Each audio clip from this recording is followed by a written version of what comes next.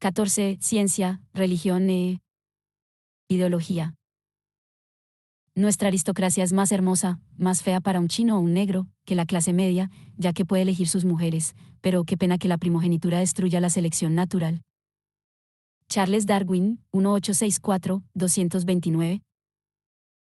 Es casi como si el pueblo quisiese demostrar cuán inteligente cree que es por el grado de su emancipación con respecto a la Biblia y al catecismo. F. Staubach, sobre literatura popular, 1863-230. John Stuart Mill no puede ayudar a reivindicar el sufragio del negro y de la mujer. Dichas conclusiones son el resultado inevitable de las premisas de que parte y de su Lidaxiola de Amsterdam. Anthropological Review, 1866-231. Y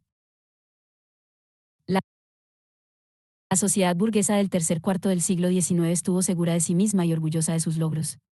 En ningún campo del esfuerzo humano se dio esto con mayor intensidad en el avance del conocimiento, en la ciencia. Los hombres cultos del periodo no estaban simplemente orgullosos de su ciencia, sino preparados a subordinarle todas las demás formas de actividad intelectual. En 1861 el estadístico y economista Cornot observaba que la creencia en la verdad filosófica se ha enfriado tanto que ya ni el público ni las academias gustan de recibir o dar la bienvenida a obras de esta clase, excepto como producto de la erudición pura o como curiosidad histórica. 232. Sin duda, este no fue un periodo afortunado para los filósofos. Incluso en su patria tradicional, Alemania, no había nadie con la suficiente talla para suceder a las grandes figuras del pasado. El propio Hegel, considerado como uno de los globos deshinchados de la filosofía alemana por su antiguo admirador francés Hippolyte Taine, 1828 a 1893, dejó de estar de moda en su país de origen y la forma en que lo trataban los aburridos, engreídos y mediocres epígonos que marcaban las pautas del público culto alemán, indujeron a Marx a declararse públicamente un discípulo del gran pensador. 233. Las dos principales corrientes filosóficas se subordinan a la ciencia, el positivismo francés, asociado a la escuela del singular Auguste Comte, y el empirismo británico, relacionado con John Stuart Mill, por no hablar del mediocre pensador cuya influencia era entonces mayor que la de cualquier otro en el mundo, Herbert Spencer, 1820 a 1903. La doble base de la filosofía positiva de Comte fue la inmutabilidad de las leyes de la naturaleza y la imposibilidad de alcanzar un conocimiento infinito y absoluto. En la medida en que superó los límites de la excéntrica secta de la religión de la humanidad, comtiana, el positivismo se convirtió en poco más que una justificación filosófica del método convencional de las ciencias experimentales igualmente, para la mayoría de sus contemporáneos, Mill fue de nuevo, según palabras de Taine, el hombre que abrió la vieja senda dorada de la inducción y experimentación. Sin embargo, este punto de vista implicaba en el caso de Comte y Spencer, estaba bastante explícitamente fundamentado en una visión histórica del progreso evolutivo. El método positivo o científico significó, o significaría, el triunfo del último estadio por el que debe pasar la humanidad. En términos kantianos, los estadios eran el teológico, el metafísico y el científico, cada uno con sus propias instituciones. Del último la expresión más adecuada era el liberalismo, en sentido general, y en esto, al menos, estaban de acuerdo Mill y Spencer. Podríamos afirmar, sin demasiada exageración, que desde este punto de vista el progreso de la ciencia hizo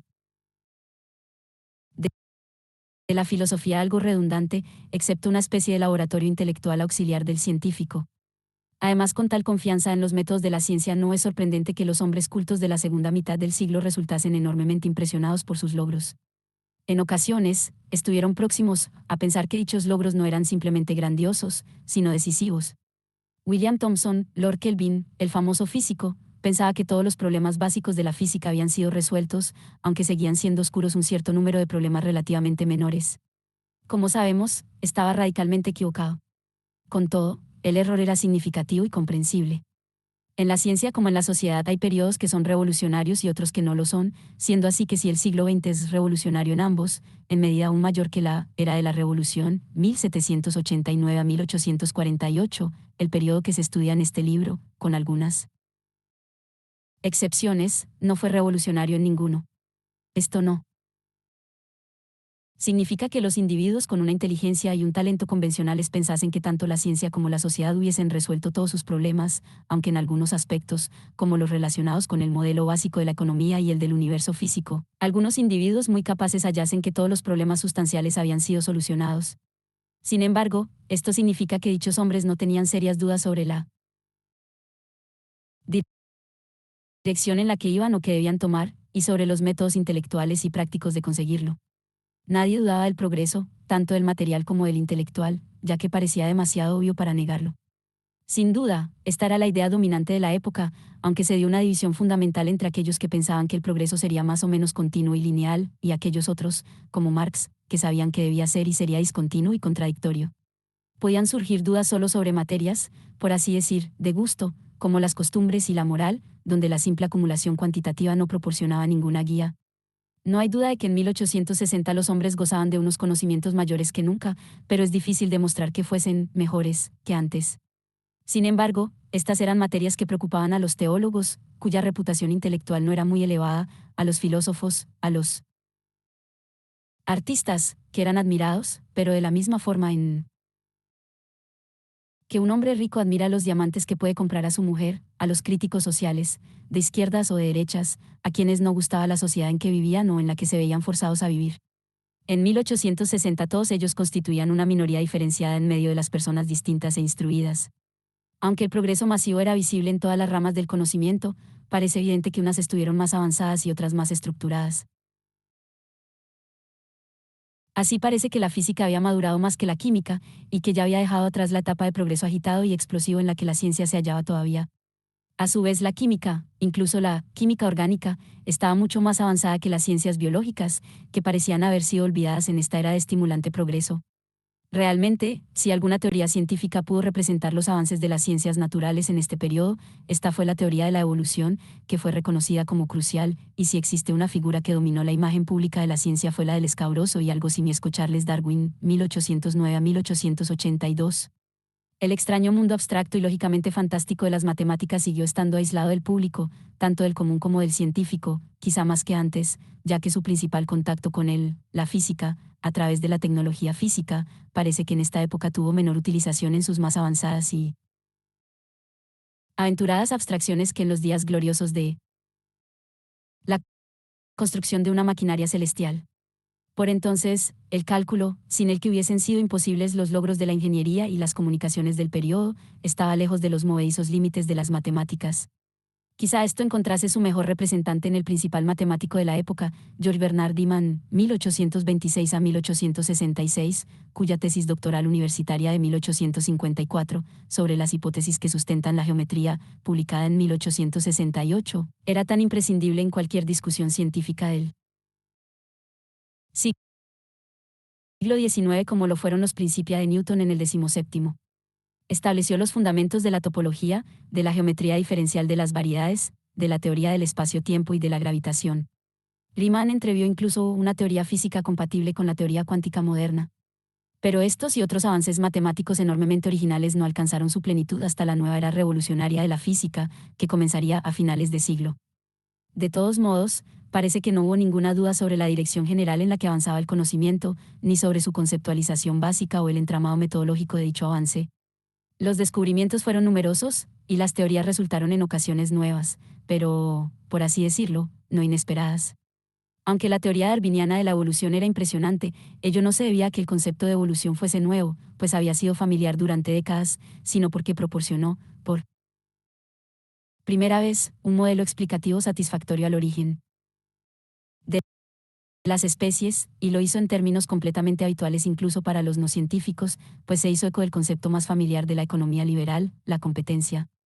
Realmente, un número poco frecuente de grandes científicos escribieron en términos que les permitían ser fácilmente vulgarizados, en ocasiones excesivamente: Darwin, Pasteur, los fisiólogos Claude Bernard, 1813 a 1878, Rudolf Virchow, 1821 a 1902, y Helmholtz, 1821 a 1894, por no hablar de físicos como William Thomson, Lord Kelvin. Los modelos básicos o paradigmas de las teorías científicas parecían firmes, aunque grandes científicos como James Clerk Maxwell, 1831 a 1879, formularon sus propias versiones con una precaución instintiva que las hizo compatibles con las teorías posteriores basadas en modelos muy diferentes. En el seno de las ciencias naturales no existían esas confrontaciones apasionadas y confusas que tienen lugar cuando hay un antagonismo no de diferentes hipótesis, sino de diferentes formas de considerar el mismo problema, es decir, cuando una de las partes no propone una respuesta meramente diferente, sino algo que la otra parte considera ilícita o impensable. Tal antagonismo se dio en el remoto mundillo de las matemáticas, cuando H. Kronecker, 1839 a 1914, enfureció a K. Weierstrass, 1815 a 1897, a R. D. Dedekind, 1831 a 1916, y a G. Cantor, 1845 a 1918, con motivo de las matemáticas infinitesimales. Dichas Methodensträte, guerras de métodos, dividieron el mundo de los científicos sociales, pero en la medida en que penetraron en las ciencias naturales, incluso en las ciencias biológicas sobre el delicado tema de la evolución, reflejaron una intrusión de las preferencias ideológicas, en vez de reflejar un debate profesional. No existe una razón científica convincente para que esto no ocurra. Así el científico victoriano más típico, William Thomson, Lord Kelvin, típico en cuanto a su combinación de un gran poder teórico, aunque convencional, de una enorme fertilidad tecnológica, 90 asterisco, y del consiguiente éxito en los negocios, evidentemente no estuvo muy de acuerdo con las matemáticas de la teoría electromagnética de la luz de Clerk Maxwell, considerada por muchos como el punto de partida de la física moderna. Sin embargo, al constatar la posibilidad de formular de nuevo esta teoría en términos de sus matemáticas aplicadas a la ingeniería, lo que no es así, no la objetó. Nuevamente Thomson demostró, para su satisfacción, que sobre las bases de las leyes físicas conocidas el Sol no podía tener más de 500 millones de años, por lo que la escala de tiempo requerida por la evolución geológica y biológica de la Tierra era imposible. Como era un ortodoxo cristiano, aceptó de buen grado esta conclusión.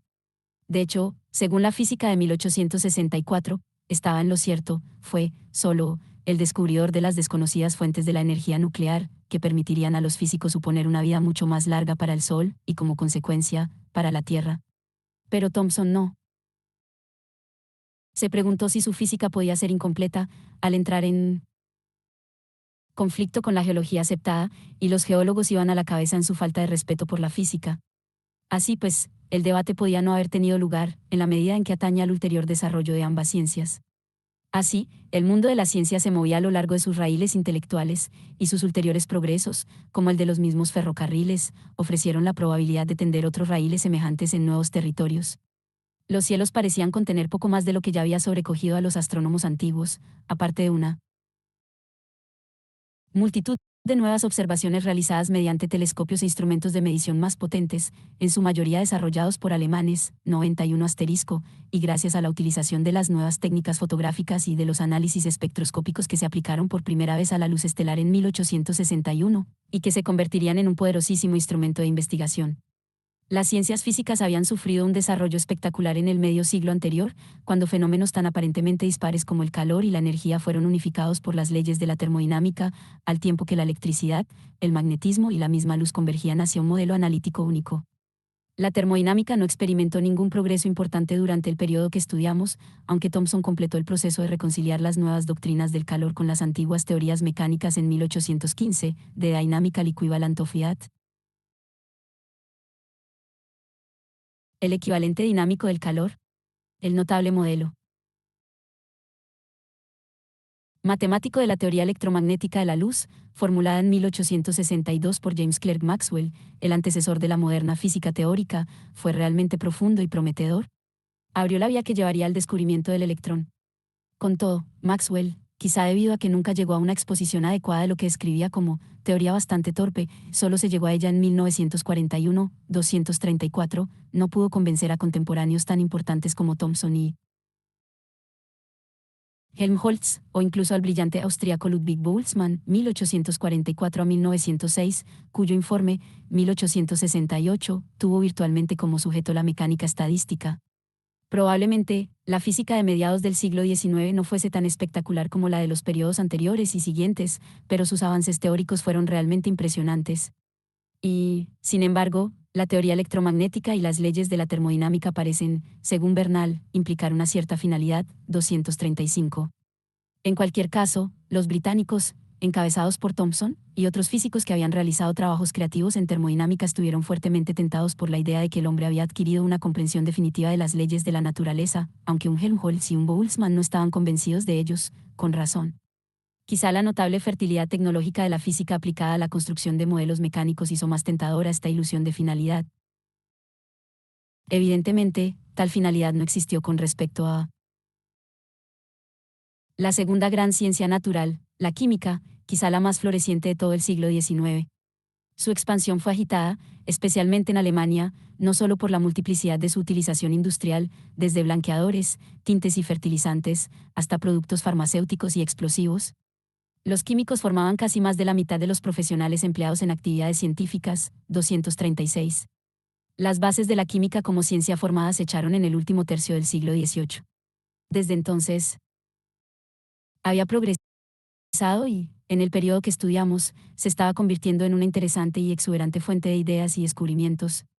Se habían hecho comprensibles procesos químicos elementales básicos, y ya eran accesibles los instrumentos analíticos esenciales. Se había hecho familiar la existencia de un número limitado de elementos químicos, compuestos de diferente número de unidades básicas, átomos, y de cuerpos compuestos de elementos formados por unidades de moléculas multiatómicas básicas, así como una cierta idea sobre las reglas que regían dichas combinaciones, y lo mismo acabaría ocurriendo respecto a los grandes avances de la actividad esencial de los químicos, el análisis y la síntesis de diversas sustancias.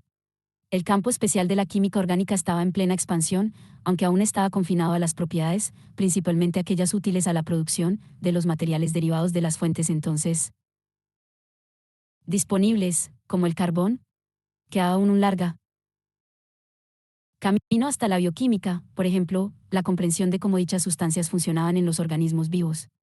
No obstante, los modelos químicos siguieron siendo algo incompletos, y se realizaron sustanciales avances en su comprensión en el tercer cuarto del siglo XIX. Aclararon la estructura de los elementos compuestos químicos, que hasta entonces se habían considerado, simplemente, en términos cuantitativos, es decir, considerando el número de átomos de cada molécula. Se pudo determinar el número exacto de cada tipo de átomo en una molécula, debido a la nueva ley de Avogadro, 1811, expuesta por un químico y patriota italiano en un simposio internacional sobre el tema en 1860, año de la unidad italiana.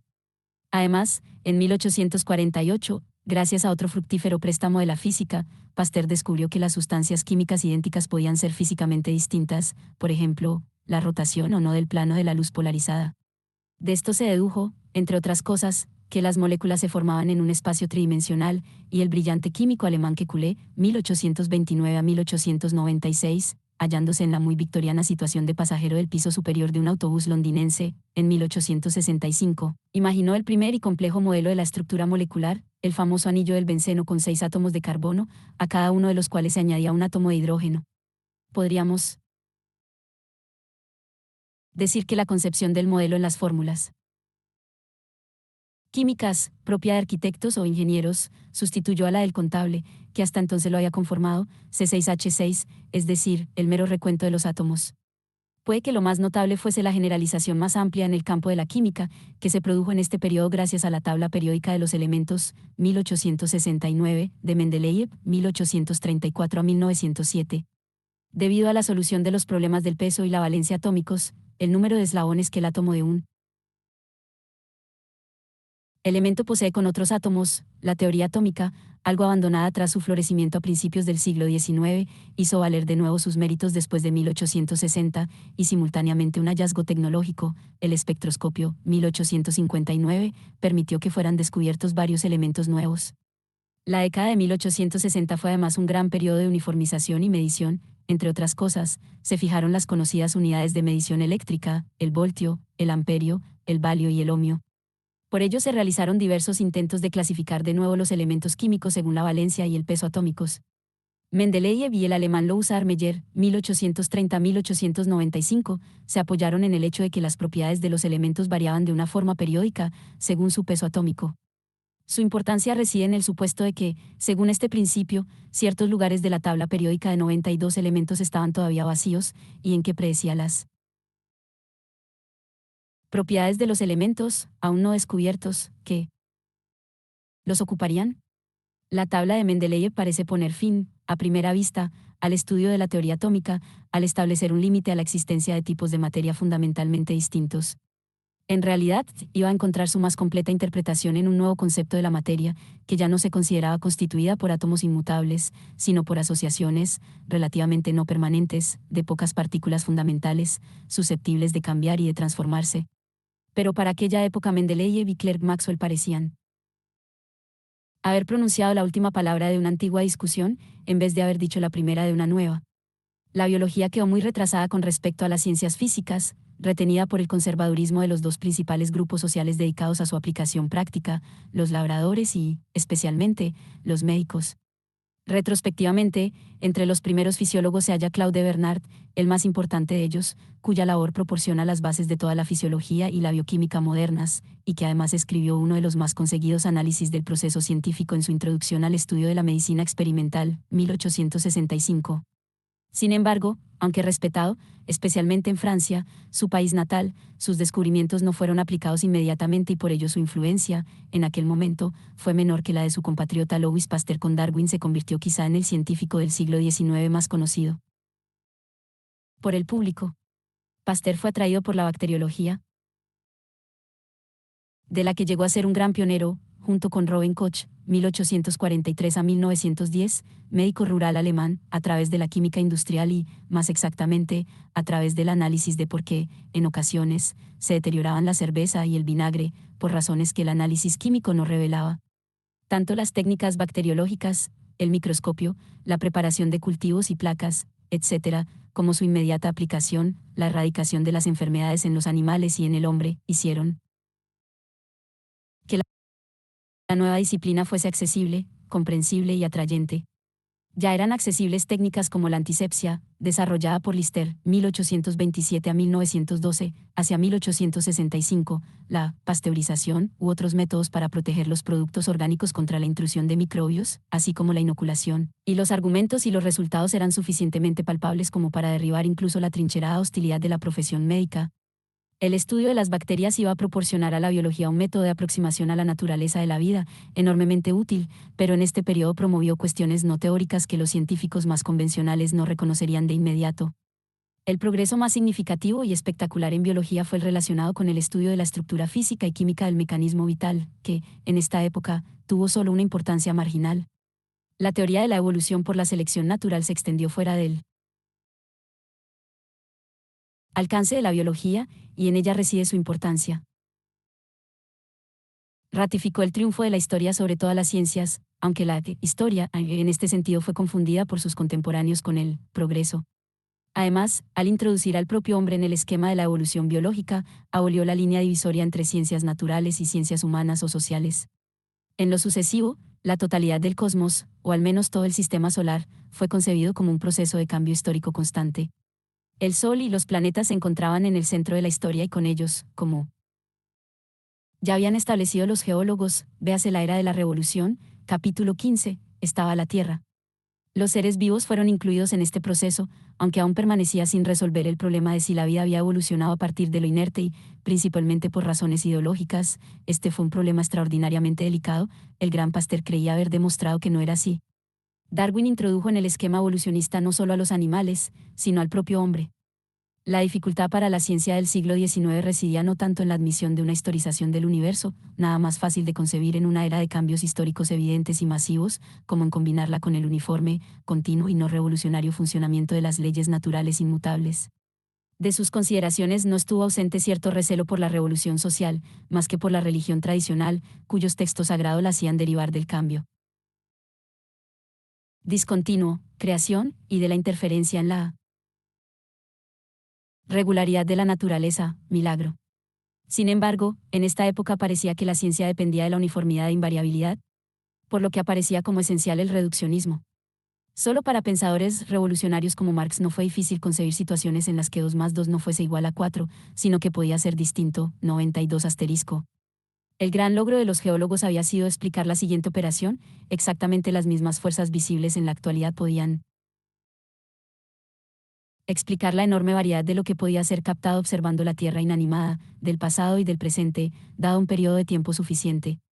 Y el gran logro de la selección natural fue explicar la variedad, incluso mayor, de especies vivientes, incluido el hombre. Este éxito indujo y aún induce a los pensadores a negar o infravalorar los diversos y nuevos procesos que gobiernan el cambio histórico y a reducir los cambios en las sociedades humanas a leyes de evolución biológica, con importantes consecuencias, y a veces intenciones, políticas, el darwinismo social. La sociedad en la que vivían los científicos occidentales, y todos los científicos pertenecían al mundo occidental, incluso aquellos situados en sus fronteras, como en Rusia, combinaba la estabilidad con el cambio, y eso mismo hicieron sus teorías evolucionistas. Sin embargo, estas últimas provocarían tensiones y traumas, ya que, por primera vez, llegaron a una belicosa y deliberada confrontación con las fuerzas de la tradición, del conservadurismo y especialmente de la religión abolieron el estatus especial del ser humano, tal como se había concebido hasta entonces. La violencia, con la que se resistió a la evolución, fue fruto de la ideología. Como el hombre, creado a imagen de Dios, podía ser más que un simio modificado. Ante el dilema de elegir entre monos y ángeles, los oponentes de Darwin escogieron el bando de los ángeles. La potencia de esta resistencia pone de manifiesto la fuerza del tradicionalismo y de la religión establecida, incluso entre los grupos más emancipados e instruidos del mundo occidental, pues la discusión estuvo limitada a los más cultos. Con todo, lo que es igualmente sorprendente, o quizá aún más, es la prontitud con que los evolucionistas desafiaron públicamente a las fuerzas de la tradición, y su triunfo relativamente rápido. Ya había habido gran número de evolucionistas en la primera mitad del siglo, pero, entre ellos, los biólogos habían tratado el tema con precaución y cierto temor personal. El mismo Darwin no dio publicidad a las opiniones que ya había formado. Esto no se debió al hecho de que las evidencias que probaban que el hombre descendía de los animales fuesen ya demasiado abrumadoras como para hallar resistencia, aunque cuando esto ocurrió las evidencias se acumularon rápidamente, en la década de 1850. La existencia de un cráneo, el del hombre de Neanderthal, 1856, similar al de un simio, ya no pudo ser puesto en duda por más tiempo. Bastante antes de 1848 las pruebas eran ya bastante convincentes. Se debió a la feliz coyuntura de dos hechos, el avance de la burguesía liberal y progresiva y la ausencia de revoluciones. El desafío a las fuerzas de la tradición fue cada vez mayor, pero ya no parecía implicar una sublevación social. El propio Darwin ilustra esta combinación: era un burgués, hombre de izquierda moderada liberal y absolutamente dispuesto a enfrentarse a las fuerzas del conservadurismo y la religión ya desde finales de la década de 1850, aunque no antes, pero rechazó amablemente el ofrecimiento de Karl Marx de dedicarle el segundo volumen del Capital. Después de todo, no era un revolucionario. Así pues, el destino del darwinismo no dependió tanto de su éxito en convencer al público científico, por ejemplo, respecto de los méritos evidentes del origen de las especies, como de la coyuntura política e ideológica de su tiempo y país. Por supuesto, fue adoptado inmediatamente por la extrema izquierda, que había proporcionado un poderoso componente al pensamiento evolucionista. Alfred Russel Wallace, 1823 a 1913, el verdadero descubridor de la teoría de la selección natural, con independencia de Darwin y que compartió la gloria con él, provenía de esa tradición de ciencia artesana y radicalismo que jugó un papel tan importante en los primeros años del siglo XIX y que halló tan acorde consigo misma, la historia natural. Formado en el medio cartista y owenista de los Halls of Science, salones científicos, Russel Wallace siguió siendo un hombre de extrema izquierda, que volvió, al final de su vida, a la militancia en apoyo de la nacionalización de la tierra, e incluso al socialismo, al tiempo que mantenía sus creencias en aquellas otras teorías características de la ideología heterodoxa y plebeya, como la frenología y el espiritismo. Marx dio una inmediata bienvenida del origen como la base de nuestras ideas en ciencias naturales, 237, y la socialdemocracia, y con ella algunos de los discípulos de Marx, como hizo en Demasia Kautsky, se hizo firmemente darwinista. La evidente afinidad de los socialistas con el darwinismo biológico no evitó que la clase media liberal, dinámica y progresiva, le diese la bienvenida y lo defendiese. Aquel triunfó rápidamente en Inglaterra y en la autoconfiada atmósfera liberal alemana, durante la década de la unificación. En Francia, donde la clase media prefería la estabilidad del imperio napoleónico y los intelectuales de izquierda no necesitaban ideas importadas de pensadores no franceses, y por ello mismo retrógrados, el darwinismo no avanzó con rapidez hasta después del fin del imperio y de la derrota de la Comuna de París. En Italia, sus defensores, aunque confiando bastante en él, estuvieron más preocupados por sus implicaciones social revolucionarias que por los de nuestros papales. En Estados Unidos no solo triunfó rápidamente, sino que pronto se convirtió en la ideología del capitalismo militante. Por el contrario, la oposición al evolucionismo darwinista, incluso entre los científicos, provino del conservadurismo social. 2. El evolucionismo relaciona las ciencias naturales con las ciencias humanas o sociales, aunque este último término es anacrónico. No obstante, por primera vez, se hizo sentir la necesidad de una ciencia específica y general, distinta de las diversas e importantes disciplinas especiales que ya se ocupaban de los asuntos humanos. La Asociación Británica para la Promoción de la Ciencia Social, 1857, simplemente tenía por único y modesto objetivo aplicar los métodos científicos a la reforma social. Sin embargo, la sociología, término inventado por Auguste Comte en 1839 y popularizado por Herbert Spencer, que ya había escrito anteriormente un libro sobre los principios de esta y otras muchas ciencias, 1876, fue objeto de muchos comentarios. Hacia finales de este periodo no había dado lugar ni a una disciplina reconocida, ni a un tema de enseñanza universitaria. Por otra parte, el amplio y análogo campo de la antropología surgió con rapidez, como ciencia reconocida, independiente del derecho y la filosofía, la etnología y la literatura de viajes, y del estudio del lenguaje, del folclore y de la ciencia médica, a través de la entonces popular antropología física, que trajo consigo la moda de medir y coleccionar los cráneos de diversos pueblos. Quizá el primero que enseñó esta disciplina oficialmente fue Quatrefages en 1855, en la cátedra dedicada a esta materia en el Museo Nacional de París. La fundación de la Sociedad Antropológica de París, 1859, fue seguida de una notable explosión de interés en la década de 1860, cuando se formaron asociaciones similares en Londres, Madrid, Moscú, Florencia y Berlín. La psicología, otro vocablo de reciente acuñación, esta vez por John Stuart Mill, se encontraba aún ligada a la filosofía, la Mental and Moral Science, de A. Bain, 1868, la relacionaba aún con la ética, pero fue tomando una creciente orientación experimental con W. Wundt, 1832 a 1920, que había sido ayudante del gran Helmholtz. En la década de 1870 era ya una disciplina aceptada sin discusión en las universidades alemanas, entrando asimismo en los campos social y antropológico. Ya en 1859 se fundó un periódico especial que la relacionaba con la lingüística, 238. Para los patrones de las ciencias positivas y experimentales, la historia de estas nuevas ciencias sociales no era significativa, aunque, antes de 1848, 3 de ellas ya podían reivindicar logros científicos genuinos y sistemáticos: la economía, la estadística y la lingüística. Véase La Era de la Revolución, capítulo 15. La unión entre las ciencias económicas y las matemáticas se hizo ahora estrecha y directa, con A. Cournot, 1801 a 1877, y L. Walras, 1834 a 1910, ambos franceses, y la aplicación de la estadística a los fenómenos sociales estaba ya suficientemente avanzada como para estimular su aplicación a las ciencias físicas. Al menos, así lo habían sostenido los estudiosos de los orígenes de la mecánica estadística, encabezados por Clerk Maxwell. Verdaderamente la estadística social se desarrolló como nunca antes lo había hecho, y quienes la utilizaban encontraron gran cantidad de empleos estatales.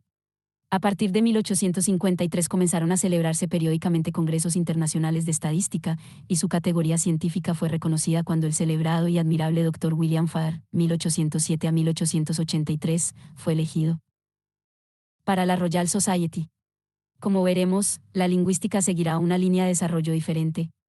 Y, sin embargo, en general estas conclusiones no fueron decisivas excepto metodológicamente.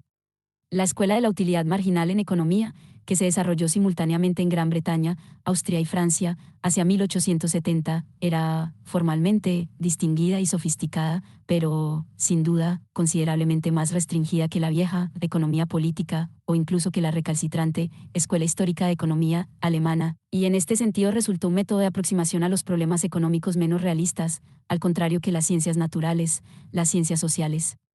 Aún no contaban en la sociedad liberal con el estímulo del progreso tecnológico. Ya que el modelo básico de la economía parecía absolutamente satisfactorio, no dejó grandes problemas sin resolver, como los relacionados con el crecimiento, con una posible depresión económica o con la distribución de los beneficios. Tales problemas aún no habían sido resueltos, pero las operaciones automáticas de la economía de mercado, sobre la que, por consiguiente, se concentrarían los análisis, en lo sucesivo, podrían hacerlo en la medida en que no estuvieron más allá de las posibilidades humanas. En cualquier caso, es evidente que las cosas estaban mejorando y progresando, situación poco adecuada para que los economistas se concentrasen en los aspectos más profundos de su ciencia.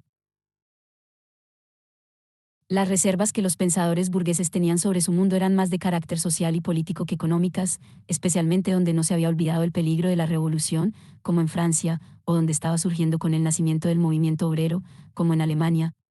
Pero los pensadores alemanes, que nunca asumieron por completo las teorías liberales extremadas, y que como todos los conservadores temían que la sociedad fruto del capitalismo liberal resultase peligrosa e inestable, no propusieron nada nuevo excepto reformas sociales preventivas. La imagen básica que el sociólogo se hacía era biológica, ya que consideraba a la sociedad como un organismo social, es decir, la cooperación funcional de todos los grupos de la sociedad, tan diferente de la lucha de clases. Se trataba del viejo conservadurismo vestido con ropajes del siglo XIX, y, digámoslo de pasada, era difícil de combinar con la otra imagen biológica del siglo, que tendía al cambio y al progreso, a saber, la evolución. De hecho, resultó una base más apropiada para la propaganda que para la ciencia. De ahí que el único pensador del periodo que desarrolló una teoría comprensiva de la estructura y el cambio social, que aún impone respeto, fue el revolucionario social Karl Marx, que goza de la admiración, o al menos del respeto, de economistas, historiadores y sociólogos. Se trata de una hazaña notable, puesto que sus contemporáneos han sido olvidados, incluso por hombres y mujeres de gran educación, excepto por algunos economistas, o bien han sobrevivido un siglo de tan mala manera que los arqueólogos intelectuales pueden, siempre, descubrir méritos olvidados en sus obras. Pero lo más sorprendente no es tanto el hecho de que Auguste Comte y Herbert Spencer fuesen, después de todo, personas con una cierta altura intelectual, como que hombres que fueron considerados los Aristóteles del mundo moderno hayan desaparecido prácticamente de la escena. En su época fueron incomparablemente más famosos e influyentes que Marx, cuyo El Capital fue escrito en 1875 por un experto alemán anónimo, como la obra de un hombre autodidacta, ignorante del progreso de los últimos 25 años, 239. Ya que, en esta época, en Occidente, Marx era considerado, con seriedad, solo en el seno de los movimientos obreros internacionales, y especialmente en el cada vez más importante movimiento socialista de su propio país, Incluso aquí su influencia intelectual era débil.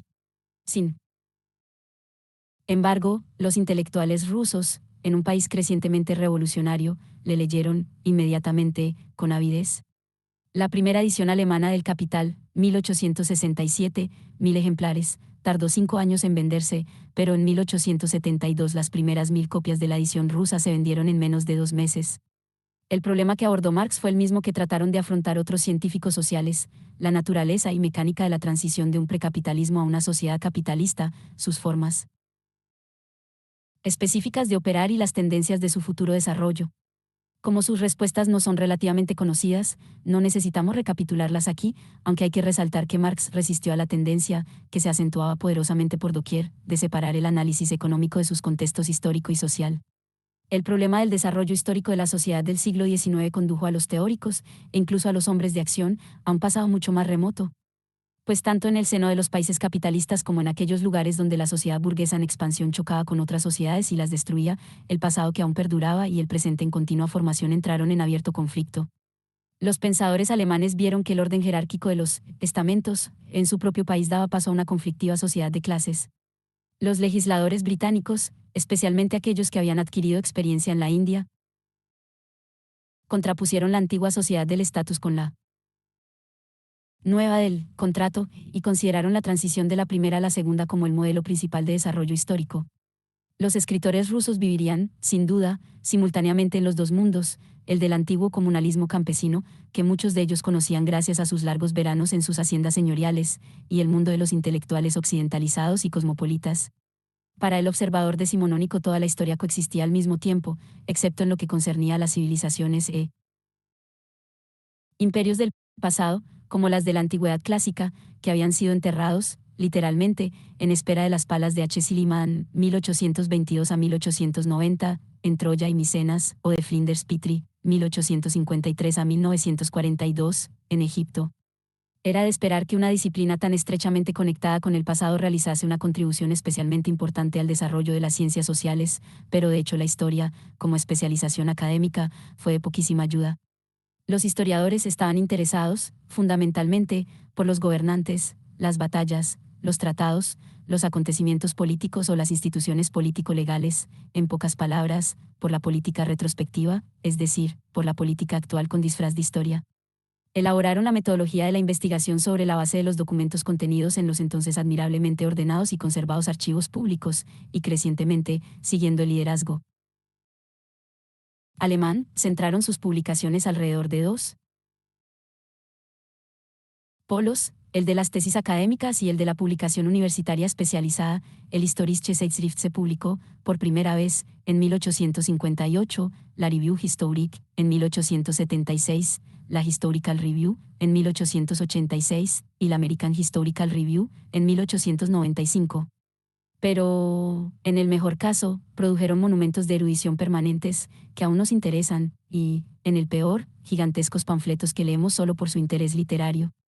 La historia académica, a pesar del liberalismo moderado de algunos historiadores, tenía una predisposición natural hacia la conservación del pasado y la desconfianza, cuando no el malestar, hacia el futuro. Este punto no era compartido por las ciencias sociales. No obstante, si los historiadores académicos seguían el erróneo camino de la erudición, la historia seguía siendo el principal componente de las nuevas ciencias sociales. Esto fue especialmente evidente en el enormemente floreciente campo de la lingüística, como en otras disciplinas científicas, sobre todo en Alemania, o más bien, para utilizar el término contemporáneo, en el de la filología. Su principal interés reside en la reconstrucción de la evolución histórica de los idiomas indoeuropeos, que quizá porque en Alemania se conocían como indogermánicos atrajeron la atención nacional e incluso nacionalista del país. También se realizaron esfuerzos para establecer una tipología evolucionista de los idiomas mucho más amplia, es decir, para descubrir los orígenes y el desarrollo histórico del lenguaje y el idioma, por ejemplo, por parte de H. Steinsoll, 1823 a 1899, y de A. Slaikar, 1821 a 1868, pero el árbol genealógico así construido siguió siendo altamente especulativo, y las relaciones entre los diversos géneros y especies, extremadamente dudosas.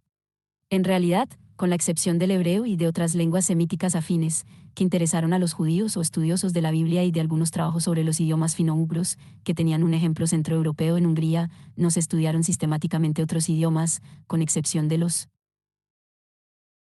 indoeuropeos, en los países en que prosperó la filología en el siglo XIX, 93 asterisco. Por otra parte, los conocimientos fundamentales de la primera mitad del siglo se aplicaron y desarrollaron sistemáticamente en la lingüística evolucionista indoeuropea.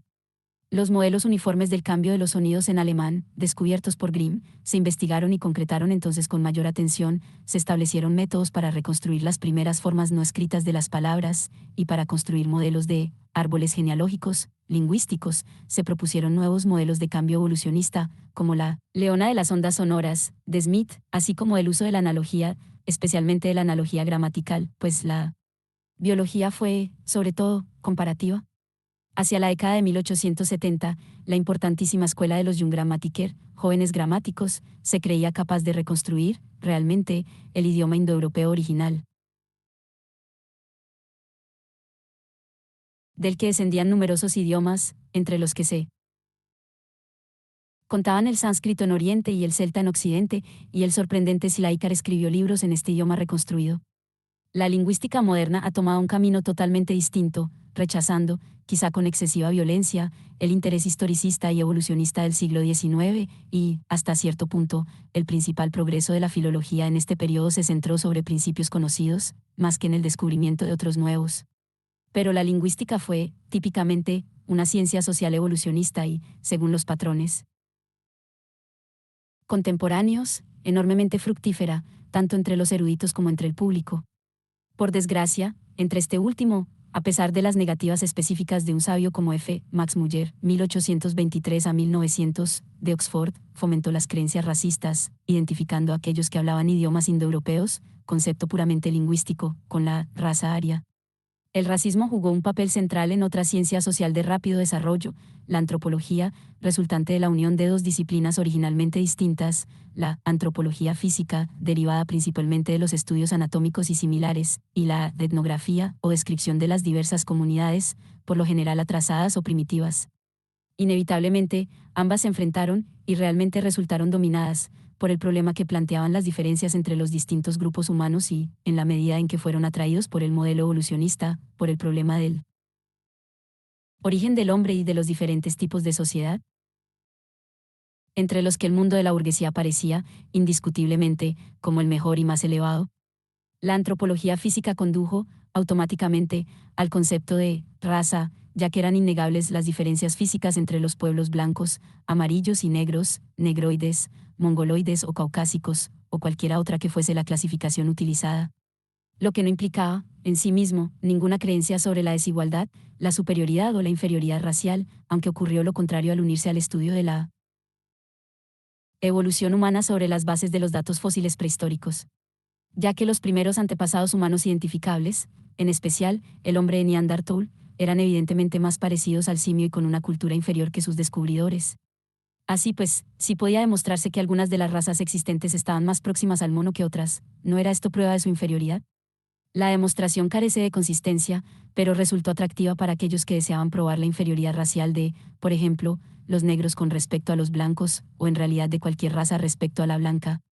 Observando con mirada parcial podrían distinguirse aspectos simiescos incluso en chinos y japoneses, como prueban muchas caricaturas modernas. Pero si la evolución biológica de Darwin sugería una jerarquía racial, también lo hizo el método comparativo, tal como fue aplicado a la antropología cultural, de la que el libro de Beta Hilar, Primati Culture, 1871, fue el punto culminante. Para Beta Hilar, 1832 a 1917, así como para muchos creyentes en el progreso, que estudiaban las comunidades y culturas que a diferencia del hombre fósil no habían desaparecido. Aquellas no eran por naturaleza demasiado inferiores como representantes de un primer estadio evolutivo en el camino de la civilización moderna. Tales sociedades humanas eran situadas en un estadio infantil y juvenil en la vida del individuo. Esto implicaba teorías como la de los estadios. Taylor fue influido por la teoría de Comte, que Taylor aplicó a la religión, con la lógica precaución de los hombres respetables interesados por estos temas aún explosivos. El camino llevaba desde el animismo primitivo, término inventado por él, a las religiones monoteístas superiores y, finalmente, al triunfo de la ciencia que, al ser capaz de explicar con creces grandes sectores de la experiencia sin hacer referencia al espíritu, podía ir sustituyendo en un comportamiento tras otro el resultado de las leyes sistemáticas por la acción voluntaria independiente. 240. Sin embargo, mientras tanto, podían distinguirse, por todas partes, supervivencias, históricamente modificadas de los primeros estadios de la civilización, incluso en las regiones evidentemente atrasadas de las naciones civilizadas, por ejemplo, en el caso de las supersticiones y costumbres del campo. Así, el campesino se convirtió en el vínculo entre el salvaje y la sociedad civilizada. Taylor, que pensaba que la astrología era, esencialmente, una ciencia de reformadores, no creía, por supuesto, que esto indicase una incapacidad de los campesinos para convertirse en miembros plenamente integrados de la sociedad civilizada. Pero, ¿acaso no era más fácil pensar que los que representaban el estadio infantil o adolescente en el desarrollo de la civilización no eran ellos mismos, como niños, y, por lo tanto, debían ser tratados como tales por sus juiciosos padres?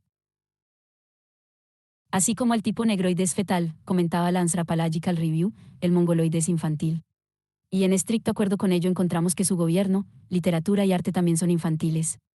Son pequeños imberbes cuya vida es una tarea y cuya principal virtud consiste en una obediencia ciega. 241.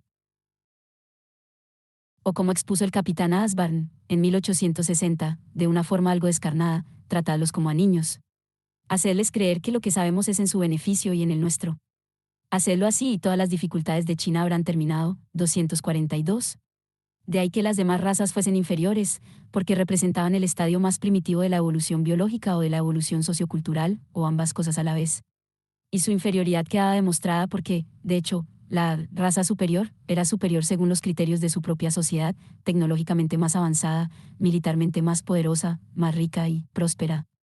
Este argumento era, a un mismo tiempo, lisonjero y conveniente, tan conveniente que la clase media se sintió inclinada a arrebatárselo a la aristocracia, que durante largo tiempo se había creído una raza superior, para aplicarlo a fines tanto internos como externos. Los pobres eran pobres porque biológicamente eran inferiores, y a la inversa, si los ciudadanos pertenecían a las razas inferiores no era sorprendente que permaneciesen sumidos en la pobreza y el atraso. El argumento no estaba revestido aún con los ropajes de la genética moderna, que no se había descubierto todavía, los ahora famosos experimentos del monje Gregor Mendel, 1822 a 1884, sobre los guisantes dulces del jardín de su monasterio en Moravia, 1865, pasaron totalmente desapercibidos hasta que fueron descubiertos hacia 1900. Aunque de modo primario se aceptó ampliamente el punto de vista según el cual las clases altas pertenecían a un tipo de humanidad superior, que desarrollaba dicha superioridad mediante la endogamia y que estaba amenazada por la mezcla de las clases bajas, y aún más por el crecimiento más rápido de los estratos inferiores. Por el contrario, tal como la escuela de antropología criminal, principalmente italiana, daba a entender como prueba, el criminal, el antisocial, el socialmente menesteroso, pertenecía a un linaje humano diferente e inferior respecto a la raza respetable, y podía reconocerse por signos tales como la medida del cráneo u otras formas igualmente sencillas. El racismo invadió el pensamiento del periodo que estudiamos, hasta un límite difícil de apreciar hoy día, y no siempre fácil de comprender. Por ejemplo, ¿por qué ese horror generalizado a la mezcla de razas? ¿Y cuál es el motivo de la casi universal creencia existente entre los blancos de que los mestizos heredan, precisamente, los peores caracteres de la raza de sus padres? Aparte de su utilidad como legitimación del gobierno de los blancos sobre los individuos de color, y de los ricos sobre los pobres, quizá esto pueda describirse mejor como un mecanismo mediante el cual una sociedad fundamentalmente no igualitaria, basada sobre una ideología fundamentalmente igualitaria, racionalizaba sus desigualdades e intentaba justificar y defender aquellos privilegios que la democracia implícita en sus instituciones debería cambiar inevitablemente. Ya que el liberalismo no podía defenderse de manera lógica contra la igualdad y la democracia, erigió la barrera ilógica de las razas, sería la propia ciencia, basada del liberalismo, la que probaría que los hombres no eran iguales. Pero, por supuesto, la ciencia de este periodo no pudo demostrarlo, aunque algunos científicos hubieran deseado hacerlo. La tautología darwinista, el triunfo de los más aptos, siendo la supervivencia la demostración de esa aptitud, no pudo probar que los hombres fuesen superiores a las lombrices, ya que ambos habían sobrevivido con éxito. La superioridad fue revalidada mediante el supuesto de igualar la historia evolucionista con el progreso. Y aunque la historia evolutiva del hombre distinguía bastante bien el progreso de ciertas cuestiones importantes, en especial, en la ciencia y la tecnología, no prestaba atención a las demás, y no hizo, y realmente no podía haberlo hecho, que el atraso fuese permanente e irremediable. Pues se basaba en la creencia de que los seres humanos, al menos desde el surgimiento de Homo sapiens, eran los mismos, y que su comportamiento obedecía a las mismas leyes uniformes, aunque en circunstancias históricas distintas. El inglés era diferente del indoeuropeo originario, pero ello no se debía a que los ingleses modernos operasen, lingüísticamente, de manera diferente a la de sus antepasados tribales localizados, como se creía comúnmente, en Asia Central. El paradigma básico del árbol genealógico, que aparece tanto en filología como en antropología, implica lo contrario de la genética o de otras formas permanentes de desigualdad. Los sistemas de parentesco de los aborígenes australianos, de los isleños del Pacífico y de los indios iroqueses, que entonces comenzaban a ser estudiados seriamente por Louis Morgan, 1818 a 1881, antepasado de los modernos antropólogos sociales, aunque el tema se estudiaba aún preferentemente en las bibliotecas, más que en el campo, eran considerados supervivientes de los primeros estadios evolutivos de lo que ahora era la familia decimonónica. Pero lo importante consistía en que eran comparables a los europeos, diferentes, pero no necesariamente inferiores. 94 asterisco. El darwinismo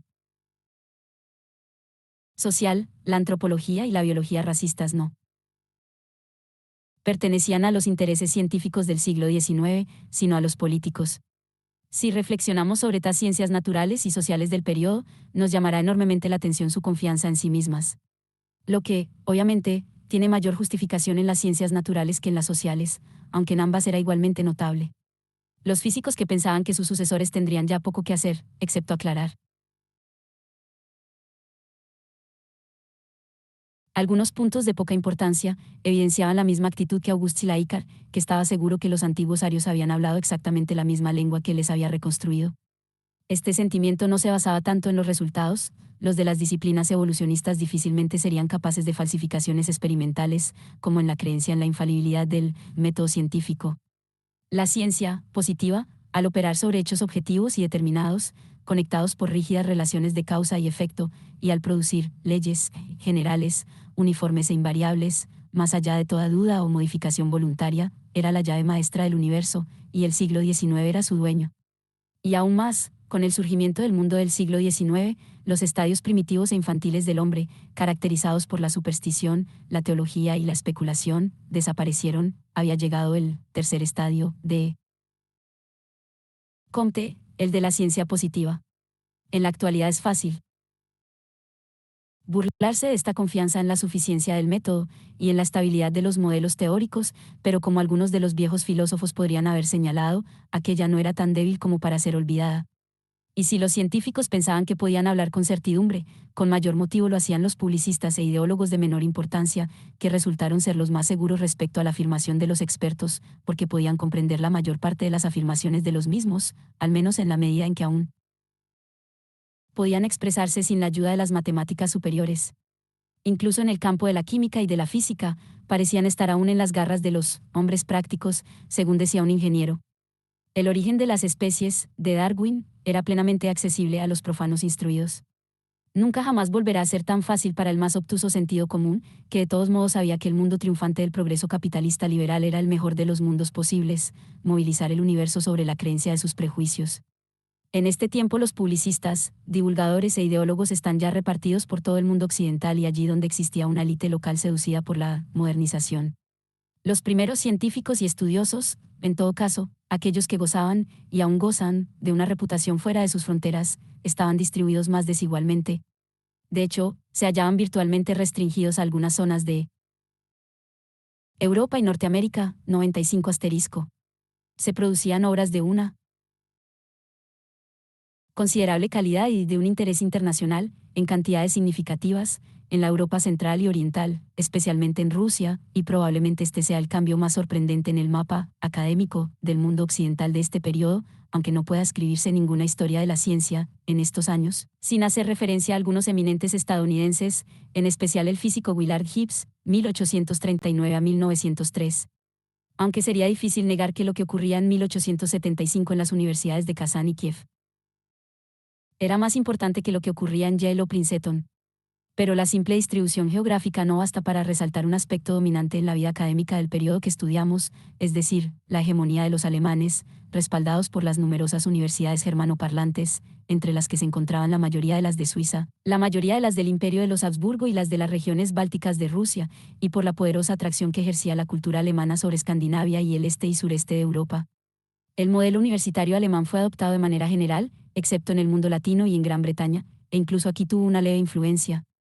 El predominio alemán fue, ante todo, cuantitativo. Es probable que en este periodo apareciesen mayor número de nuevas publicaciones científicas en este idioma que la totalidad de las aparecidas en francés e inglés, fuera de determinados campos de las ciencias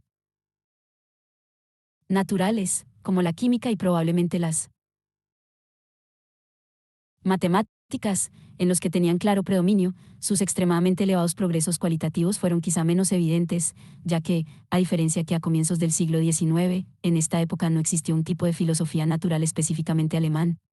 Mientras que los franceses se adherían a su propio estilo, quizá por razones nacionalistas, con el consiguiente aislamiento de las ciencias naturales francesas, aunque este no fue el caso de las matemáticas, a excepción de algunos individuos conocidos, en Alemania no ocurría así. Quizá su estilo, que llegaría a ser dominante en el siglo XX, no surgió como tal hasta que las ciencias no entraron en la fase de la teoría y la sistematización, que, por razones algo oscuras, resultaría muy adecuado. De cualquier modo, las ciencias naturales británicas, con bases mucho más restringidas, y que gozaban reconocidamente de las ventajas de un foro público impresionante de especialistas, burgueses profanos e incluso artesanos, siguieron produciendo científicos de enorme fama como Thomson y Darwin. Excepto en la historia tradicional y en la lingüística, en las ciencias sociales no se dio el mismo predominio alemán. La economía continuó siendo británica en gran medida, aunque retrospectivamente podemos detectar trabajos analíticos de importancia en Francia, Italia y Austria. Aunque, en cierto sentido, el imperio de los Habsburgo se encontraba dentro del área cultural alemana, seguía una trayectoria intelectual muy diferente. Con respecto a la sociología, por poca valía que tuviese, estuvo asociada en primer lugar a Francia y a Gran Bretaña, y fue acogida entusiásticamente en el mundo latino. Las relaciones que los británicos mantenían con todo el mundo les proporcionaron, en el campo de la antropología, una considerable ventaja. Por lo general, la evolución, ese puente entre las ciencias naturales y las sociales, tuvo su centro de gravedad en Gran Bretaña. Lo cierto es que las ciencias sociales reflejaban los prejuicios y problemas del liberalismo burgués en su forma clásica, lo cual no ocurría en Alemania, donde la burguesía se insertaba en el entramado bismarckiano de los aristócratas y burócratas. El principal científico social del periodo, Karl Marx, trabajó en Gran Bretaña, extrayendo el esquema de sus análisis concretos de la ciencia y la economía no alemanas, y las bases empíricas de su trabajo del modelo clásico de sociedad burguesa, la inglesa, aunque pronto dejaría de ser la única existente. 3. La ciencia fue el núcleo de esta ideología secular del progreso, en parte liberal y en menor medida, aunque en continua expansión, socialista, lo que no requiere ser discutido especialmente, ya que su naturaleza general debería haber quedado ya clara en estas páginas. En relación con la ideología secular, la religión en el periodo que estudiamos tiene un interés comparativamente menor, y no merece un extenso tratamiento. Sin embargo, sí merece alguna atención no porque aún formase parte del lenguaje en que pensaba la abrumadora mayoría de la población mundial, sino porque la propia sociedad burguesa, a despecho de su creciente secularización, estaba muy preocupada por las posibles consecuencias de esta osadía. El agnosticismo público llegó a ser relativamente frecuente en el siglo XIX. Y, en cualquier caso, en el mundo occidental, ya que gran parte de las aseveraciones verificables de las sagradas escrituras judeocristianas habían sido socavadas o realmente rechazadas por las ciencias históricas, sociales y, sobre todo, naturales. Sila y él, 1797 a 1875, y Darwin tenían razón, el libro del Génesis estaba equivocado sin más, en el sentido literal de la palabra, y los oponentes intelectuales de Darwin y Lyell estaban siendo visiblemente derrotados. El libre pensamiento de las clases altas era corriente desde hacía mucho tiempo, al menos entre los caballeros. Tampoco eran nuevos el ateísmo intelectual y de clase media, que se convirtió en militante con la creciente importancia política del anticlericalismo. El libre pensamiento de la clase obrera, aunque asociado con las ideologías revolucionarias, asumió una forma específica, tanto en el caso del declive de las antiguas ideologías revolucionarias, que dejaron tras de sí solo sus aspectos menos políticos, como cuando ganaron terreno las otras ideologías de este tipo, firmemente basadas en la filosofía materialista. En Gran Bretaña, el movimiento secularista derivaba directamente de los viejos movimientos obreros radicales, como el cartismo y el owenismo, pero que ahora se daba de forma independiente y era especialmente atractivo para aquellos individuos que reaccionaban contra un medio religioso, desusadamente intenso. Dios no solo fue olvidado sin más, sino activamente atacado. Este virulento ataque coincidió, aunque no fue absolutamente idéntico, con la igualmente virulenta corriente de anticlericalismo que abarcaba todas las corrientes intelectuales, desde los liberales moderados, a los marxistas y anarquistas. Los ataques contra las iglesias y, obviamente, contra las iglesias oficiales y la Iglesia católica, que reivindicaban el derecho a definir la verdad o ostentar el monopolio de ciertas funciones que afectaban a los ciudadanos, como el matrimonio, los entierros y la educación, no implicaban, en sí mismos, el ateísmo. En los países con más de una religión, tales ataques podían ser obra de los miembros de una determinada confesión religiosa contra los miembros de otra. En Gran Bretaña, la ofensiva fue desencadenada, en primer lugar, por los miembros de las sectas inconformistas contra la Iglesia anglicana. En Alemania, Bismarck, que inició una dura Kulturkampf contra la Iglesia católica entre 1870 y 1871, no pretendía, como luterano oficial que la existencia de Dios o la divinidad de Jesucristo eran fruto del azar. Por otra parte, en los países con una sola fe monolítica y única, en los países católicos obviamente, el anticlericalismo implicaba, normalmente, el rechazo de toda religión. Realmente, existía una débil corriente liberal dentro del catolicismo que se resistía al ultraconservadurismo, de creciente rigidez, de la jerarquía de Roma, formulada en los años 60, véase el capítulo 6, con respecto al sílabus, y que triunfó oficialmente en el Concilio Vaticano de 1870, con la declaración de la infalibilidad papal.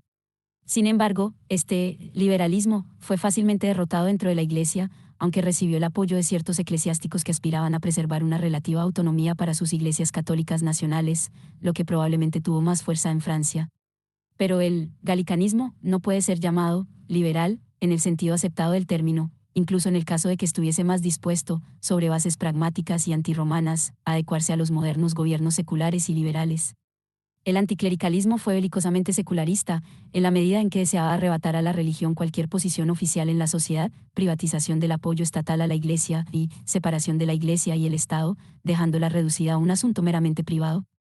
Debía transformarse en una o varias organizaciones puramente voluntarias, análogas a las de los clubs filatélicos, aunque presumiblemente mayores. Pero esto no se basaba tanto en la falsedad de la creencia en Dios, o en cualquier versión particular de dicha creencia, como en la creciente capacidad, ámbito y ambición administrativos del Estado secular, incluso en su forma más liberal y basada en el laissez-faire, que estaba decidido a expulsar a las organizaciones privadas de lo que entonces consideraba su campo de acción. Sin embargo, el anticlericalismo era, básicamente, político, ya que la principal pasión que lo movía era la creencia de que las religiones establecidas eran hostiles al progreso. Y realmente lo eran, al ser instituciones muy conservadoras, tanto sociológica como políticamente.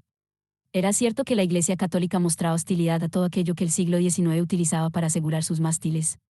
Las sectas o los heterodoxos podían ser liberales o incluso revolucionarios, las minorías religiosas podían resultar atraídas por la tolerancia religiosa, pero esto no ocurría con la Iglesia y la ortodoxia. Y en la medida en que las masas, especialmente las masas rurales, estaban aún en manos de las fuerzas del oscurantismo, el tradicionalismo y la reacción política, su poder debía ser destruido si el progreso no quería verse comprometido. De ahí que el anticlericalismo fuese más belicoso y apasionado cuanto mayor fuera el atraso del país. En Francia los políticos discutían sobre la situación de las escuelas católicas, pero en México se arriesgaba mucho más en la lucha de los gobiernos laicos contra los sacerdotes. Así pues, el progreso, es decir, la emancipación. Respecto de la tradición, tanto en lo que se refiere a la sociedad como a los individuos, parecía implicar una ruptura radical con las antiguas creencias, lo que encontró apasionada expresión en el comportamiento de los militantes de los movimientos populares, así como en los intelectuales de clase media. Un libro titulado Moisés o Darwin fue más leído en las bibliotecas de los obreros socialdemócratas alemanes que los escritos del propio Marx. Al estar a la cabeza del progreso, incluso del progreso socialista, allí estaban también, en la mente del hombre común, los grandes educadores y emancipadores, y la ciencia, desarrollada, lógicamente, en el seno del socialismo científico, fue la llave de la emancipación intelectual de las cadenas de un pasado supersticioso y de un presente opresivo. Los anarquistas del occidente europeo, que reflejaban las tendencias espontáneas de tales militantes con gran exactitud, eran violentamente anticlericales. No fue por casualidad que un herrero radical de la Romaña, apellidado Mussolini, llamase a su hijo Benito, en homenaje al anticlerical presidente mexicano Benito Juárez. Con todo, incluso entre los librepensadores, subsistía cierta nostalgia por la religión. Los ideólogos de clase media que apreciaban el papel de la religión como institución mantenedora de un estado de adecuado recato entre los pobres y como garantía del orden, en ocasiones experimentaban con nuevas religiones, como la religión de la humanidad, de Auguste Comte, que sustituía al panteón o al calendario de santos por una relación de grandes hombres, pero dichos experimentos no tuvieron mucho éxito. Se dio también una genuina tendencia a revalorizar el consuelo de la religión en una era científica. La ciencia cristiana, fundada por Mary Baker 1821 a 1910, que publicó sus escrituras en 1875, es uno de tales intentos. Probablemente se deba a esto la notable popularidad del espiritismo, que se puso de moda hacia 1850, que tenía afinidades políticas e ideológicas con el progreso, la reforma y la izquierda radical, así como la emancipación femenina, especialmente en Estados Unidos, que fue su principal centro difusor. Pero aparte de sus otros atractivos, representaba la considerable ventaja de situar la supervivencia después de la muerte sobre las sólidas bases de la ciencia experimental, y quizá incluso sobre las de la imagen objetiva, como intentaba probar el nuevo arte de la fotografía. En un tiempo en que ya no se aceptaban los milagros, la parapsicología vio aumentar su público potencial. Sin embargo, en ocasiones esto no indicaba más que el general deseo humano de rituales coloristas que la religión tradicional cumplía, normalmente, con tanta eficacia. A mediados del siglo XIX existían gran número de nuevos rituales seculares, especialmente en los países anglosajones, donde los sindicatos ideaban elaboradas banderas alegóricas y certificados, donde las sociedades de ayuda mutua, Friendly Societies, se rodeaban de los atavíos de la mitología y del ritual de sus logias, y los integrantes del Ku Klux Klan, los orangistas o los miembros de otras órdenes secretas, menos políticas exhibían sus ropajes. La francmasonería era el más antiguo, y en todo caso el más influyente de estos grupos secretos, ritualizados y jerárquicos, y fuera de los países anglosajones se hallaba realmente comprometida con los librepensadores y el anticlericalismo. No sabemos si, en este periodo, aumentó el número de sus miembros, aunque es probable, pero con certeza lo que sí aumentó fue su importancia política. Pero si incluso los librepensadores ansiaban, al menos, algún consuelo espiritual tradicional, estaban persiguiendo, no obstante, a un enemigo en retirada. Pues, Como prueban elocuentemente los escritos victorianos de la década de 1860, el creyente tenía dudas, especialmente si era intelectual. Indiscutiblemente, la religión estaba en declive, no solo entre los intelectuales, sino en las grandes ciudades en rápido crecimiento, donde las medidas para el culto religioso, como ocurría con la sanidad, se quedaron muy atrás con respecto a las necesidades de la población y apenas se percibían las presiones comunitarias para conformarse a las prácticas y a la moral religiosa. Y, no obstante, a mediados del siglo XIX no se percibió un declive de la religión de masas comparable a la derrota intelectual de la teología. El grueso de la clase media anglosajona siguió siendo creyente, en general, practicante y, en cualquier caso, hipócrita. De los grandes millonarios estadounidenses, solo uno, Andrew Carnegie, era públicamente no creyente. La tasa de la expansión de las sectas protestantes no oficiales descendió, pero al menos en Gran Bretaña la conciencia inconformista que representaban se hizo políticamente más influyente a medida que se convertían en un fenómeno de clase media. En cambio, la religión no decayó en las nuevas comunidades de emigrantes de ultramar. En Australia el porcentaje de asistencia a la iglesia entre la población de más de 15 años creció de 36,5 en 1850 a casi 59 en 1870, asentándose en una media de 40 en las últimas décadas del siglo 243. Estados Unidos, a pesar del famoso ateo Coronel Ingersoll, 1833 a 1899, era un país mucho más creyente que Francia. En la medida en que interesaba a la clase media, como hemos observado, el declive de la religión se vio inhibido, no solo por la tradición y el evidente fracaso del racionalismo liberal para proporcionar un sustituto emocional al culto y al ritual colectivos de la religión, excepto quizá a través del arte, véase el capítulo 15, sino también por su repugnancia a abandonar tan valiosos, y quizá tan indispensables, pilares de estabilidad, moralidad y orden social.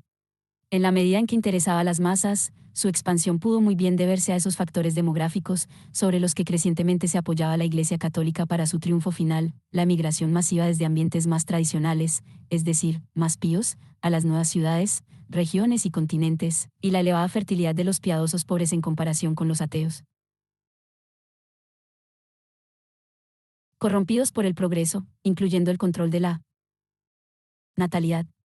No hay pruebas de que los irlandeses se hiciesen mis religiosos en este periodo, pero sí las hay de que la emigración debilitó la influencia de la fe. Sin embargo, su dispersión y su tasa de natalidad hicieron que la Iglesia católica, indiscutiblemente, creciese relativa y absolutamente en toda la cristiandad.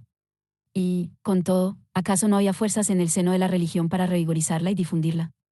Es cierto que en este periodo el empeño misionero cristiano no era especialmente afortunado, bien se dirigiese hacia la recuperación del proletariado en el interior de su propio país o a los paganos en el extranjero, y aún lo era menos si se dirigía hacia los creyentes de otras religiones mundiales rivales. Considerando los muy sustanciales gastos realizados a este respecto, los resultados fueron extremadamente modestos. Entre 1871 y 1877 los británicos contribuyeron a las misiones con 8 millones de libras, 244. El cristianismo en cualquiera de sus acepciones fracasó en su intento de convertirse en un serio competidor de la única religión que, sin lugar a dudas, se estaba expandiendo, es decir, el Islam, que continuó difundiéndose irresistiblemente, sin las ventajas de las organizaciones misioneras, del dinero o el apoyo de las grandes potencias, por el interior de África y en ciertas regiones de Asia, apoyada, sin duda, no solo por su igualitarismo, sino también por la conciencia de su superioridad sobre los valores de los conquistadores europeos. Los misioneros nunca hicieron mella en la población musulmana. Únicamente consiguieron débiles progresos en las no islámicas, debido a que, por lo general, todavía no poseían el arma principal de penetración del cristianismo, es decir, la conquista colonial, o al menos la conversión oficial de los gobernantes, que arrastraban a sus súbditos tras de sí, como ocurrió en Madagascar, que se declaró cristiana en 1869. El cristianismo realizó algunos progresos en el sur de la India, en su mayor parte en los estratos inferiores del sistema de castas, a pesar de la falta de entusiasmo del gobierno colonial inglés, y en Indochina a raíz de la conquista francesa, pero no obtuvo resultados importantes en África hasta que el imperialismo multiplicó el número de misioneros, de unos 3.000 pastores protestantes, a mediados de los años 80, a unos 18.000 en 1900, y puso un mayor poder material en manos del poder espiritual de los redentoristas, 245. Realmente, en el apogeo del liberalismo, la labor misionera pudo haber perdido algo de su ímpetu. Entre 1850 y 1880 solo se fundaron en África 3 o 4 nuevos centros de misioneros católicos, en comparación con los 6 que se abrieron en la década de 1840, los 14 de la de 1880 y los 17 de 1890-246. El cristianismo era más efectivo cuando sus elementos eran absorbidos por la ideología local, en forma de cultos sincréticos, nativistas. El movimiento de los Taiping en China, véase el capítulo 7, fue, con mucho, el mayor y más importante de dichos fenómenos. Y, sin embargo, en el seno del cristianismo hubo indicios de un contraataque contra el avance de la secularización. No tanto en el mundo protestante, donde la formación y expansión de las sectas no oficiales parecía haber perdido gran parte del dinamismo que las había caracterizado antes de 1848, con la posible excepción de los negros de la Norteamérica anglosajona, como entre los católicos. El culto milagroso de Lourdes en Francia, que comenzó con la visión de una pastorcilla en 1858, se extendió con enorme rapidez, quizá al principio fue espontáneo, pero rápidamente recibió un activo apoyo eclesiástico. Hacia 1875 se fundó en Bélgica una institución sucursal de la de Lourdes. Menos aparatosamente, el anticlericalismo originó un movimiento considerable de evangelización entre los ya fieles y un refuerzo mayor de la influencia clerical. En América Latina la población rural había sido en su mayoría cristiana, pero sin sacerdotes. Hasta después de 1860 la mayor parte del clero mexicano era urbano. Contra el anticlericalismo oficial, la Iglesia captó o ganó prosélitos de nuevo sistemáticamente en el campo. En cierto sentido, enfrentada a la amenaza de la reforma secular, reaccionó, como lo había hecho en el siglo XVI, con la contrarreforma. El catolicismo, absolutamente intransigente, ultramontano y rechazando todo acuerdo intelectual con las fuerzas del progreso, de la industrialización y del liberalismo, se convirtió en una fuerza aún más formidable, tras el Concilio Vaticano de 1870, pero a costa de ceder mucho terreno a sus adversarios. Fuera del mundo cristiano, las religiones siguieron basándose principalmente en el tradicionalismo, con el fin de resistir la erosión provocada por la era liberal o por las confrontaciones con Occidente. Los intentos de liberalizarlas interesaron a la burguesía semiasimilada, como el judaísmo reformado que surgió a finales de la década de 1860, pero fueron rechazados por los ortodoxos y despreciados por los agnósticos. Las fuerzas de la tradición eran aún extraordinariamente poderosas, y con frecuencia estaban apoyadas por la resistencia al progreso y a la expansión europea. Como hemos visto, Japón creó incluso una religión estatal, el sintoísmo, carente de elementos tradicionales y en gran parte con fines antieuropeos, véase el capítulo 8. Incluso a los más occidentalizados y revolucionarios individuos del tercer mundo les parecería que la forma más fácil de triunfar como políticos entre las masas era adquirir el papel, o al menos el prestigio, del monje budista o del santón hinduista. Y, sin embargo, aunque el número de no creyentes declarados en el periodo que estudiamos siguió siendo relativamente pequeño, después de todo incluso en Europa la mitad de sus habitantes, las mujeres, apenas se vieron afectadas por el agnosticismo, dominaron el mundo esencialmente secular. Todo lo que pudo hacer la religión contra ellos fue retirarse a sus reconocidamente vastas y poderosas fortificaciones y prepararse para sufrir un largo asedio. 15. Las artes.